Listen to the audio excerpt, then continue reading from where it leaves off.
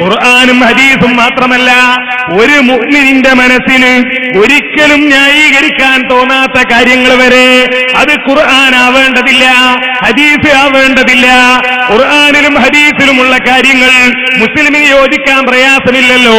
അങ്ങനെ പ്രയാസമുള്ള ഒന്നും ഖുർആനിലില്ലല്ലോ, അള്ളാഹുവിന്റെ റസൂലിന്റെ സുന്നത്തിലില്ലല്ലോ. അതിന് വിരുദ്ധമായി പിൽക്കാലത്ത് വന്ന ചില ആളുകൾ അവര് പറഞ്ഞതുപോലും ന്യായീകരിച്ച് അതിനെപ്പോലും ദുർവ്യാഖ്യാനിക്കാനുള്ള പഴുത് ആരെങ്കിലും ഒഴിവാക്കിയാൽ അതിന്റെ പേരിൽ പ്രയാസം പ്രകടിപ്പിക്കാൻ വരെ വിരുദുള്ളയാളാണ് ഈ സഖാഫി. ഖുർആനും സുന്നത്തും മാത്രമല്ല, വളരെ കൃത്യമായി തള്ളിക്കളയാവുന്ന ഒരു വാചകം, ഒറ്റ നോട്ടത്തിൽ തന്നെ ഇത് നമ്മൾ പറയേണ്ടതല്ല എന്ന് പറയാൻ പറ്റുന്ന ഒരു വാചകം, അത് തള്ളാതെ അതിനെപ്പോലും ദുർവ്യാഖ്യാനിക്കുന്നു മാത്രമല്ല, അത് ദുർവ്യാഖ്യാനിക്കാനുള്ള പഴുതുപോലും ചില ആളുകൾ അവശേഷിപ്പിക്കാത്തതിൽ മൂപ്പര് രോഷം കൊള്ളും. ഇതാ വിഷയം തന്നെ അദ്ദേഹം പറയുന്നത് നിങ്ങൾക്ക് കേൾക്കാം, ശ്രദ്ധിച്ചു കേട്ടു നോക്കുക. പിന്നൊന്ന് ഞാൻ ആക്ഷേപിച്ചു എന്ന് പറയുന്നത്, എന്റെ ഇതിൽ ആക്ഷേപിച്ചു എന്ന് പറയുന്നത് നൂർ ഷാ തരീഖത്ത് എന്ന പേരിൽ പ്രവർത്തിക്കുന്ന കക്ഷികൾ. ഈ നൂർ ഷാ തരീഖത്ത് എന്ന പേരിൽ പ്രവർത്തിക്കുന്ന കക്ഷികളെ സംബന്ധിച്ചിടത്തോളം അവരുടെ മുൻഗാമികൾ ആരായാലും ആരായില്ലെങ്കിലും നമ്മളെ സംബന്ധിച്ചിടത്തോളം ഇന്ന് അത് പ്രചരിപ്പിക്കുന്ന ആളുകൾ, അവർക്ക് തരീഖത്തിനെ സംബന്ധിച്ചും ഷെയ്ഖിനെ സംബന്ധിച്ചും അത്തരം വിഷയങ്ങളെ സംബന്ധിച്ചും യാതൊരു ബോധവും ഇല്ല എന്ന കാര്യം ഉറപ്പാണ്. അതിന് ഞാൻ ഒരു ഉദാഹരണമാണ് എന്റെ ലേഖനത്തിൽ ചൂണ്ടിക്കാണിച്ചത്, അത് മാത്രം ഞാനിവിടെ നിങ്ങൾക്ക് എടുത്ത് കാണിച്ചു തരാം. സത്യാന്വേഷണ പഠനം കരീമും സിറാജുദ്ദീൻ മൗലയും ഹാജി പി ഇബ്രാഹിം മുസ്ലിയാർ PKM. ഇത് പ്രസിദ്ധീകരിക്കുന്നത് പ്രസാധകർ കേരള ഖുലഫാ സിൽസിലിയ നൂരിയ.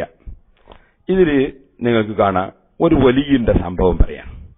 ആ വലിയന്റെ സംഭവം പറഞ്ഞത് ഇസ്ലാമിന് എത്ര ഘടകവിരുദ്ധമായ രൂപത്തിലാണ് അവരത് വ്യാഖ്യാനിച്ചത് എന്ന് നിങ്ങൾ മനസ്സിലാക്കണം. ആദ്യം തന്നെ പറയുന്നത് ഇൽമുണ്ടായാൽ കിബിറുണ്ടാവും എന്നാണ് തുടക്കം. ആദ്യ ഭാഗത്ത് പറയുന്നത് തന്നെ ഇൽമു കൂടുന്നതിനനുസരിച്ച് കിബിറ് കൂടുമെന്നാണ്. അത് ഞാൻ ആദ്യം ഒന്ന് വായിച്ചു കേൾപ്പിച്ചു തരാം. ജ്ഞാനം ഇൽമ് ആത്മാവിന്റെ ഭക്ഷണമത്രേ, തന്മൂലം അത് വർദ്ധിക്കുന്തോറും ആത്മാവ് ശക്തി പ്രാപിക്കുകയും അഹംഭാവിയാവുകയും ഉത്തമമായ കാര്യങ്ങൾ സ്വീകരിക്കുന്നതിന് വിസമ്മതം പ്രകടിപ്പിക്കുകയും ചെയ്യുന്നതാണ്. അപ്പൊ ഇൽമ് കൂടുന്നതിനനുസരിച്ച് അഹംഭാവിയാവും, നല്ല കാര്യം ചെയ്യുന്നതിന് എതിരാവുന്നത് ഖുർആനും ഹദീസിനും എതിരാണ്. ഇൽമു ഇന്നമാ യഖ്ശല്ലാഹു മിൻ ഇബാദിഹിൽ ഉലമാ എന്നാണ് ഖുർആനിൽ അല്ലാഹു തആല പറഞ്ഞത്. ഇൽമു എന്ന് പറഞ്ഞാൽ തന്നെ അള്ളാഹിനെ ഭയപ്പെടുന്നതിന് കാരണമാകുന്ന സംഗതി മാ യുരീസുൽ ഖശിയ, അതാണ് വാസ്തവത്തിൽ ഇൽമു എന്ന് പറയുന്നത്. അപ്പൊ ഇൽമുണ്ടാകുമ്പോൾ കിബ്റ് കൂടും എന്ന് പറയുന്ന ഒരു ആശയമാണ് ഇതിന്റെ തുടക്കം തന്നെ പറയും. എന്നിട്ട് ഇതില് ഇൽമില്ലാത്തതിന്റെ പേരിലുള്ള നാശവും കൂടി മനസ്സിലാക്കാൻ വേണ്ടി ഞാൻ ചൂണ്ടിക്കാണിച്ചു തരാം. ഇതിൽ നിങ്ങൾക്ക് കാണാം ഇവർ കുറെ കാര്യങ്ങൾ മശായിഖന്മാരെ സംബന്ധിച്ച് പറയും. മശായിഖന്മാരെ ഇബാറത്തുകളോ അവർ പറഞ്ഞ വാചകങ്ങളെ സംബന്ധിച്ച് ഇവർക്ക് യാതൊരു ഇൽമുമില്ല. ഇവരെഴുതിയ കാണാം ഒന്ന് ഞാൻ വായിക്കാം, കേട്ടോളി.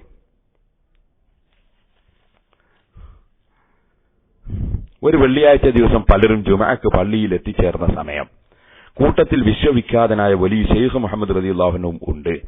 അന്നത്തെ ഖുതുബ ഓതാൻ ജനസഞ്ചയം അദ്ദേഹത്തോട് ആവശ്യപ്പെട്ടു. സമ്മതം മൂളിക്കൊണ്ട് ഷെയ്ഖ് മിമ്പറിൽ കയറി ഖുതുബയുടെ ആദ്യ ചടങ്ങുകൾ നിർവഹിച്ച ശേഷം അദ്ദേഹം പറഞ്ഞു, വഅശ്ഹദു അല്ലാ ഇലാഹ ലക്കും ഇല്ലാ ഇബ്ലീസ് അലൈഹി സ്വലാത്തു വസ്സലാം. ഇബ്ലീസ് അല്ലാതെ നിങ്ങൾക്ക് ഒരു ആരാധ്യനുമില്ലെന്ന് ഞാൻ സാക്ഷ്യം വഹിക്കുന്നു. അവനിൽ അള്ളാഹുവിന്റെ കൃപാകടാക്ഷം വർഷിക്കുമാറാകട്ടെ. ഇത് ശ്രവിച്ചതോടെ ക്ഷോഭിച്ചിളകിയ ജനത ഒരേ സ്വരത്തിൽ പറഞ്ഞു, കുഫ്ർ കുഫ്ർ, ഷെയ്ഖ് കാഫിറായി. ഉടൻ തന്റെ കൈവശമുണ്ടായിരുന്ന മൂർച്ചയേറിയ ഖഡ്ഗം ഉറയിൽ നിന്ന് ഊരിക്കൊണ്ട് മഹാനുഭാവൻ മിമ്പറിൽ നിന്നിറങ്ങി. അപ്പോഴേക്കും ഒരു കുഞ്ഞില്ലാതെ എല്ലാവരും ഭയത്താൽ ഓടിമറിഞ്ഞിരുന്നു. തന്നിമിത്തം ഊരിപ്പിടിച്ച വാളുമായി അദ്ദേഹം അസർ ബാങ്ക് വിളിക്കുന്നവരെ മിമ്പർക്ക് സമീപം ഇരുപ്പുറപ്പിച്ചു. അതുവരേക്കും പള്ളിയിലേക്ക് കാലെടുത്തു കുത്താനുള്ള ചങ്കൂറ്റം ഒരാൾക്കും ഉണ്ടായില്ലെന്നുള്ളത് പ്രസ്താവ്യമത്രേ. ദിവസങ്ങൾക്ക് ശേഷം അടുത്ത പ്രദേശക്കാർ സംഭവസ്ഥലത്തേക്ക് വരികയും വിവരമറിയുകയും ചെയ്തപ്പോൾ അത്ഭുത സ്തബ്ധരായ അവർ പറയുകയാണ്, കഴിഞ്ഞ വെള്ളിയാഴ്ച ഞങ്ങളുടെ പള്ളിയിൽ ഖുതുബയും നമസ്കാരവും നടത്തിയത് മഹാനുഭാവനായിരുന്നല്ലോ.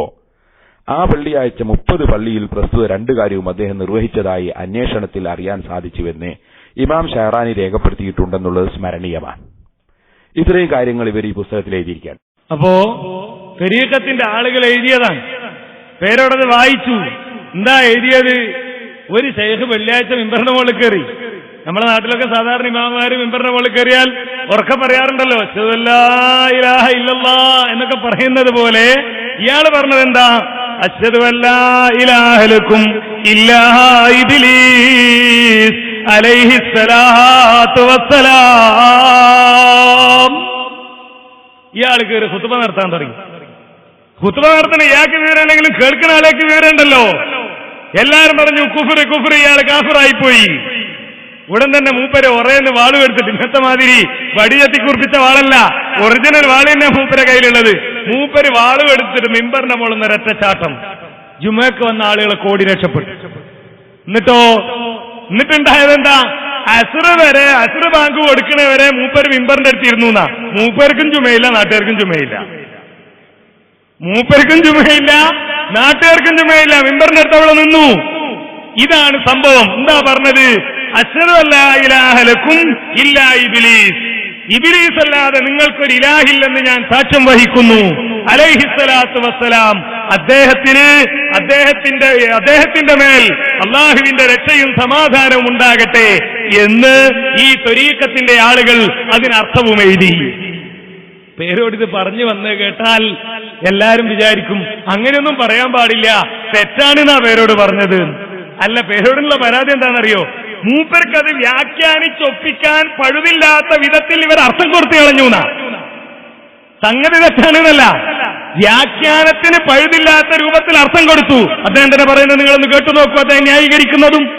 വാസ്തവത്തിൽ ഒരു മജ്ദൂബായ ഒരു ശൈഖോ അല്ലെങ്കിൽ അങ്ങനെയുള്ള ഏതെങ്കിലും ഒരു വ്യക്തിയോ ഇത്തരത്തിലൊരു സംഭവം പ്രവർത്തിക്കുകയോ ചെയ്യുകയോ ചെയ്തിട്ടുണ്ടെങ്കിൽ തന്നെ അതെങ്ങനെയാണ് വ്യാഖ്യാനിക്കേണ്ടത്, അതെങ്ങനെയാണ് മനസ്സിലാക്കി കൊടുക്കേണ്ടത്, സാധാരണക്കാരുടെ മുമ്പിൽ അല്ലാത്തവരുടെ മുമ്പിൽ എങ്ങനെയാ പറയേണ്ടത് എന്നതിനെ സംബന്ധിച്ച് യാതൊരു പിടിപാടും ഈ നൂറുശാത്തിരിക്കുന്ന ആളുകൾക്കില്ല എന്ന കാര്യം ഇത് കാണുമ്പോൾ വളരെ വ്യക്തമാണ്. കാരണം അവർ ഇതിന് അർത്ഥം വെച്ച എന്താണ്? അശ്ഹദു അല്ലാ ഇലാഹ ലക്കും ഇല്ലാ ഇബ്ലീസ് അലൈഹിസ്സലാത്തു വസ്സലാം.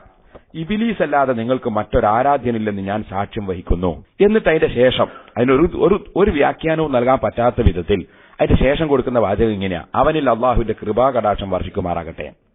ഈ വാചകം ഒരു ഇൽമുള്ള വ്യക്തി കണ്ടാൽ, ഒരു മജ്ദൂബിന്റെ നാവിൽ നിന്ന് വന്നതാണെങ്കിൽ, ഒരു ശൈഖിന്റെ വാചകത്തിൽ നിന്ന് വന്നതാണെങ്കിൽ, വജ്ഹി കലാമൽ ഖൗമി ഖൈറ മുഖത്തിഇ എന്ന ത്വരീഖത്തിന്റെ ഒരു ചെറിയ ബാലപാഠം പഠിച്ച ആളുകൾക്കറിയാം അതിനർത്ഥം പറയേണ്ടത് അങ്ങനെയല്ല. അതിനർത്ഥം പറയുകയാണെങ്കിൽ പറയാം: അശ്ഹദു, ഞാൻ സാക്ഷ്യം വഹിക്കുന്നു, അല്ലാ ഇലാഹ ലക്കും ഇല്ലാ ഇബ്ലീസ്. നിങ്ങൾ പിന്തുടരപ്പെടാനും അനുസരിക്കപ്പെടാനും നിങ്ങൾക്ക് പൂജിക്കപ്പെടാനും ഇബ്ലീസ് അല്ലാതെ മറ്റൊരാളുമില്ല. ആ രൂപത്തിലാണ് നിങ്ങളെ പ്രവർത്തനങ്ങൾ ഉള്ളത്. അലൈഹിസ്സലാത്തു, ആ ഇബ്ലീസിനെ അനുസരിക്കുക, ഇബ്ലീസിനെ വഴിപ്പെടുക എന്നതിന്റെ മേൽ എടുക്കപ്പെട്ടതാണ് നിങ്ങളെ നിസ്കാരം. വസ്സലാമു, നിങ്ങളെ സലാം ചൊല്ലലും. അത്തരത്തിൽ നിങ്ങളെ നിസ്കാരവും നിങ്ങളുടെ സലാം പറയലും ഒക്കെ ഇബ്ലീസിനെ തൃപ്തിപ്പെടുന്ന രൂപത്തിലാണ്. നിങ്ങൾക്ക് ഇബ്ലീസാണ് നിങ്ങൾ പിന്തുടരപ്പെടുന്നത് എന്നാണ് ആ വാക്കിന് വ്യാഖ്യാനം നൽകേണ്ടത്. ആദം നബി അലൈഹിസ്സലാത്തു വസ്സലാം, ആദം നബി അലൈഹിസ്സലാത്തു, അദ്ദേഹത്തിന് വേണ്ടിയാണ് നിങ്ങളുടെ നിസ്കാരം വെക്കപ്പെട്ടിരിക്കുന്നത്. വസ്സലാം, അദ്ദേഹത്തിന് വേണ്ടിയാണ് നിങ്ങളുടെ നോമ്പ് വെക്കപ്പെട്ടിരിക്കുന്നത് എന്നാ അർത്ഥം പറയല്. നൂഹ് നബി അലൈഹിസ്സലാത്തു വസ്സലാം എങ്ങനെ അർത്ഥം പറയാ?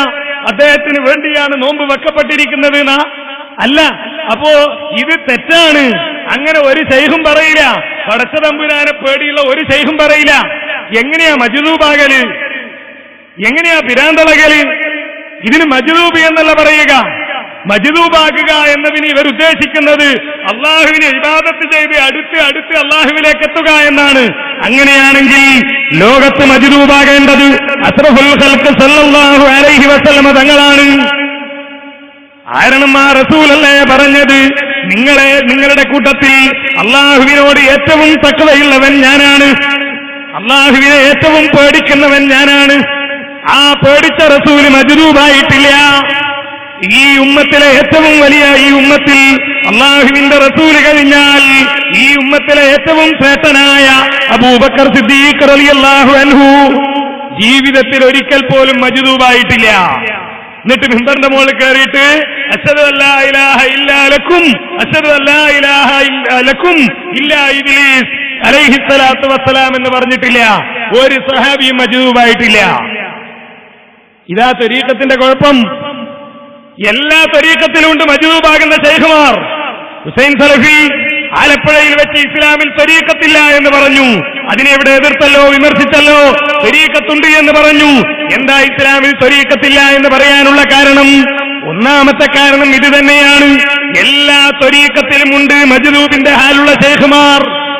ആ ശൈഖുമാര് ചെയ്യുന്ന പ്രവർത്തനങ്ങൾ അതിസ്ലാമിക ശരീഅത്തിനോട് യോജിച്ചതായി കൊള്ളണമെന്നില്ല, അവരുടെ പ്രവർത്തനവും ശരീഅത്തും പൊരുത്തപ്പെടണമെന്നില്ല എന്ന് വിശ്വസിക്കാത്ത ഒരൊറ്റ ത്വരീഖത്തുമില്ല.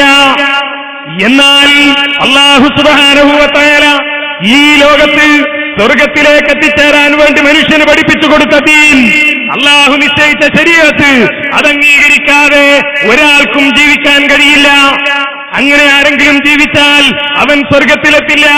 അതിന് വല്ല മാതൃകയും ഉണ്ടായിരുന്നുവെങ്കിൽ അല്ലാഹുവിന്റെ റസൂലിന്റെയോ സ്വഹാബത്തിന്റെയോ ജീവിതത്തിൽ നമുക്ക് മാതൃക കാണാൻ കഴിയുമായിരുന്നു.